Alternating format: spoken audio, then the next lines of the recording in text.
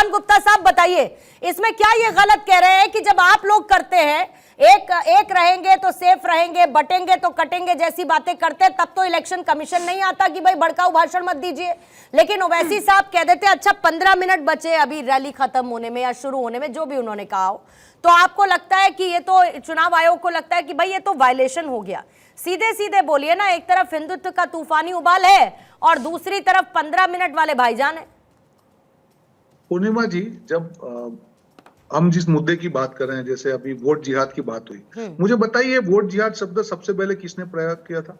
मारिया आलम, जो सलमान खुर्शीद की भतीजी उत्तर याद है सर मुझे, उन्होंने कहा था, समाजवादी पार्टी की लीडर। तब आपने कोई एक्शन की बात नहीं की, तब आपने कोई बात नहीं की, तब आपने इलेक्शन कमीशन की बात नहीं की, तब वो हिंदू मुसलमान नहीं था। मतलब वही शब्द उनके कोई अलाई बात करे तब वो हिंदू मुसलमान नहीं होता है, और वही शब्द जब कोई भाजपा का नेता बात करे तब हिंदू मुसलमान हो जाता है। मुझे बताइए, एक रहेंगे तो सेफ रहेंगे, या एक रहेंगे तो नेक रहेंगे में किसके खिलाफ बोला गया? इवन बटेंगे तो कटेंगे, ये मुसलमानों के खिलाफ कैसे, वो तो बताइए। जब कोई किसी को जुड़ने की बात कर रहा है तब वो कैसे किसी के खिलाफ हो गया? अरे भड़काने का काम तो आप कर रहे हैं। जब से वक्त अमेंडमेंट बिल की बात आई है, ये ओवैसी ये कह रहा है अपनी मस्जिद चली जाएगी, अपना दरगाह चली जाएगी। अरे कौन ले रहा है? कोई नहीं ले रहा है, कि उनको मालूम है अपनी वोट की दुकान चलाने के लिए मुसलमानों को भड़काना है। तो भड़काने का काम जब आप कर रहे हैं तब वो गलत नहीं है, और जब कि कोई दूसरी पार्टी इकट्ठा होने की बात कर रही है वो भड़काने के अगेंस्ट में, वो गलत काम हो गया। तो दोहरा मापदंड नहीं चल सकता।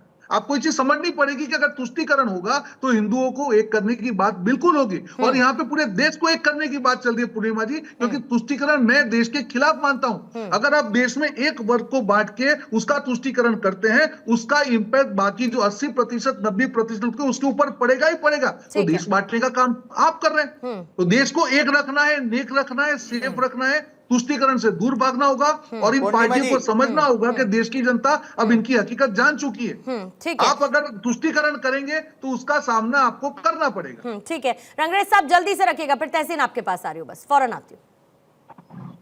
देखिए मैडम, ये जो इनका नारा था जो बांटने और काटने वाला, उसके ऊपर हमने एक नारा बनाया है, अनेक है तो अखंड है, इंसाफ है तो इंडिया सेफ है, संविधान है तो सम्मान है।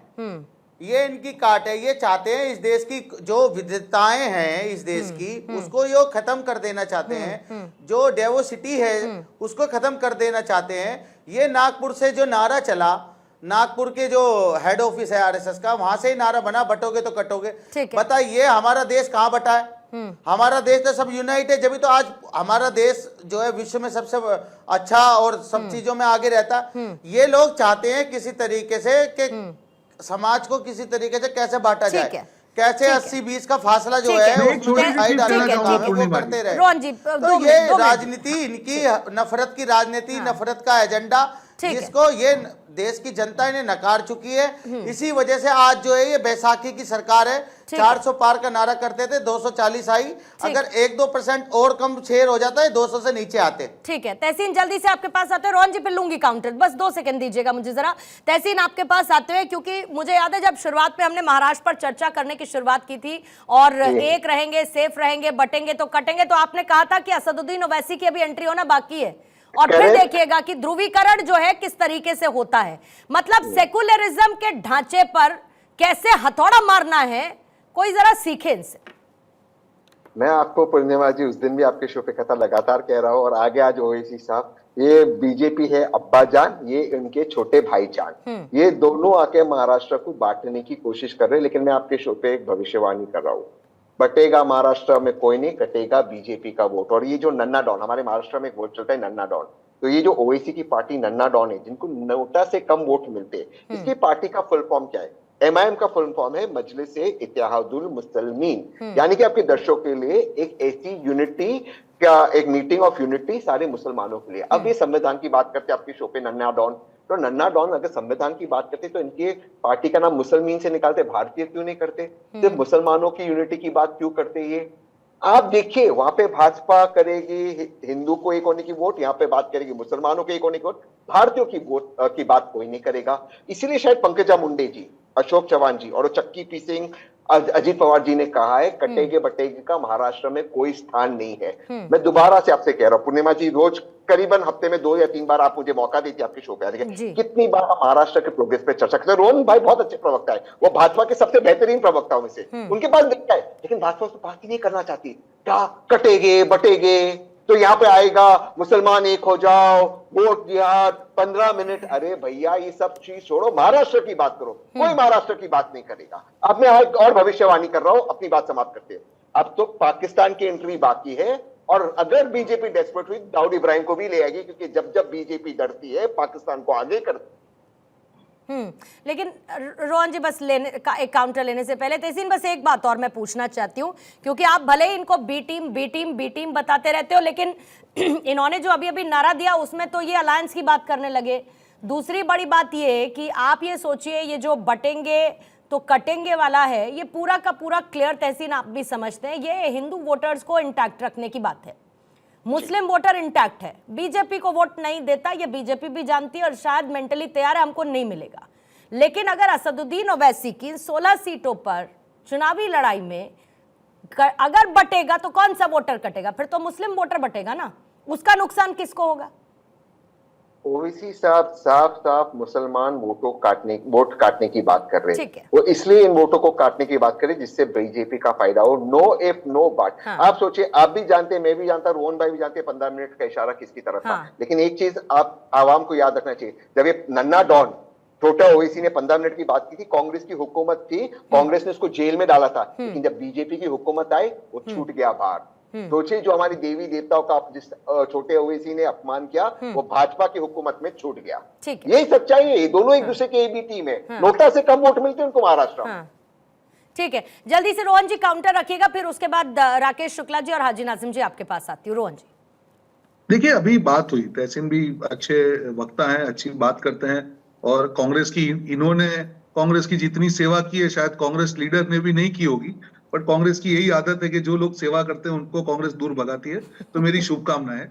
मुख्य मुद्दा क्या है तहसीन भाई, ये बात कहां से आई? जब वक्त अमेंडमेंट बोर्ड बिल की बात आई, पूर्णिमा जी, ठीक है, ये ओवैसी कांग्रेस पार्टी सबने उसका विरोध किया।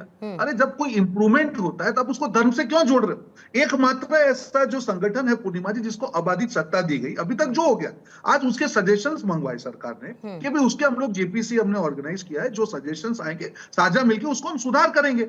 आज वो आबादित सत्ता का हमने प्रयोग देखा कर्नाटका में, लोगों की 1944 की जमीन को नोटिस दिया गया और लोगों को परेशान किया गया। तो क्या ये आबादित सत्ता को रोकना हिंदू मुसलमान का इश्यू हो गया? अगर आप ऐसे मुद्दे पे जो देश के लिए कुछ सुधार का मुद्दा है उसके ऊपर आप हिंदू मुसलमान करेंगे और मुस्लिम तुष्टीकरण करेंगे तो बिल्कुल हिंदुओं को भी बांटना भी गलत काम है। जैसे तहसीन ने कहा, सही कहा कि ओवैसी जो मुस्लिम वोट को बांट रहे हैं तो कांग्रेस हिंदू वोट को बांट रही है, कास्ट के नाम पे, रिजर्वेशन के नाम पे, संविधान के नाम पे। जब कांग्रेस जो ये काम कर रही है और भाजपा उनको इकट्ठा होने की बात करिए तो कैसे वो तो राजनीति गलत हो गई? कैसे हिंदू, लेकिन उन हिंदू वोटर्स को एक साथ लाने की बात, तो हिंदुओं को बांटने की बात सही कैसे? रोहन जी, लेकिन हिंदू वोटर्स को एक साथ लाने की बात से फायदा किसको है? बीजेपी को ही तो है ना। देखिए, मुद्दा यहाँ पे जिस प्रकार से सर, मुद्दा तो महाराष्ट्र चुनाव है। नहीं, मैं आपको बता रहा हूँ, नहीं, मुद्दा तो महाराष्ट्र चुनाव है, चाहे आप बिल्कुल बहुत क्लियर है सर, मुद्दा महाराष्ट्र चुनाव है। उस महाराष्ट्र, रोहन जी मेरी बात सुनिए।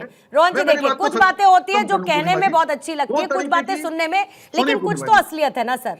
असलियत तो यही है कि मुद्दा तो सारा वोट बैंक का है। दो तरीके की डिबेट हो सकती है। हाँ, पूर्णिमा जी, 2 तरीके की डिबेट हो सकती है। अगर एक सरकार शासन में है, आपको लगता है कि सरकार के काम के खिलाफ आपके पास इतना मटेरियल है, तो आपको तुष्टीकरण की क्या करिए आप करिए। मैं डंके की चोट पे बोल रहा हूं, सरकार के काम पे हम बात करने के लिए तैयार है। आज जिस प्रकार के जो वादे किए हैं भाजपा सरकार ने या माओवादी सरकार ने, मैं बता रहा हूं कि उसका रेजोनेंस ग्राउंड पे है। इसलिए भी विपक्ष के होने में बावजूद भी उनको तुष्टीकरण का सहारा लेना पड़ रहा है। अरे आप क्यों बात कर रहे हैं ना, आप तुष्टीकरण की बात क्यों कर रहे हैं? आप वक्फ बोर्ड की बात क्यों कर रहे हैं? अगर आपके मुद्दों में दम है तो सरकार को क्रिटिसाइज करिए और सरकार को आंसर देने में मजबूर करिए। तो नैरेटिव तो जब आप वक्फ बोर्ड का विरोध कर रहे हैं तब आप कर रहे हैं। आप संविधान की बात कर रहे हैं, आपके जितने भी राज्य है वहां पे आप यूसीसी का क्यों विरोध कर रहे हैं? क्योंकि संविधान तो यही कहता है ना, हर धर्म और हर जाति एक है। यूसीसी तो सबको एक लेवल पे लाने की बात कर रहा है, फिर आप क्यों यूसीसी का विरोध कर रहे हैं? अगर आप यूसीसी का विरोध कर रहे हैं पूर्णिया जी, इसका मतलब है आप संविधान का विरोध कर रहे हैं। तो डबल बात नहीं हो सकती। या तो आप संविधान की बात करेंगे तो यूसीसी का विरोध बंद करिए,